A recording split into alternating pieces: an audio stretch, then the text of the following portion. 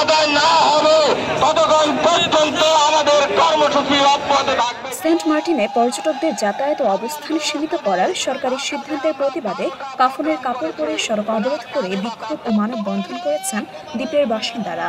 আমাদের দ্বীপ আমরা রক্ষা করব, এটা আমাদের দ্বীপ, এটা আমাদের অধিকার, আমরাই কথা বলবো। আপনি সিলেট রক্ষা করেন। আমরা জানেন যারা সিলেটে গেছে ইতিমধ্যে বোলাগঞ্জ, চাপলং, রাতারগুল এবং হচ্ছে যে এলাকাগুলো ওখানে আছে সবগুলোতে মাধবকুণ্ড থেকে শুরু করে এটা পাথরই এলাকা। কোটি কোটি টন প্রত্যেক দিন পাথর উত্তোলন করা হয়। ওখানে পাথর নিয়ে এমন ব্যবসা হয় যে ওখানে গুলাগুলি পর্যন্ত হয় পাথরের ব্যবসার জন্য। আপনি সেই পাথরের কথা বলেন না, আপনি বলেন হচ্ছে প্রবালের কথা।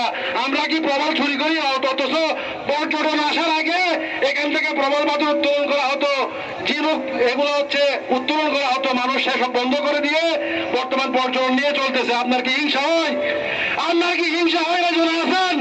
বুধবার সকালে কক্সবাজার শহরের কলাতলির ডলফিন মোড়ে সড়ক অবরোধ করেন তারা।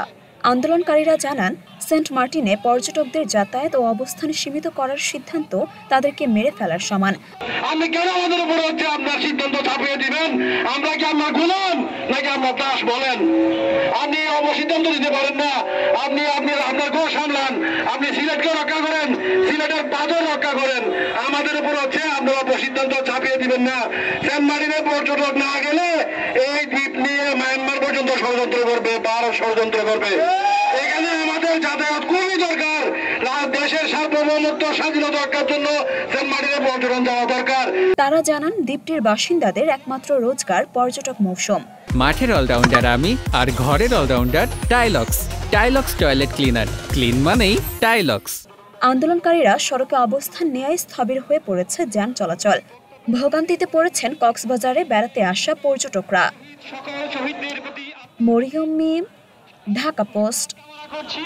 এবং যারা আহত হয়ে বিছানায় কাতরাচ্ছে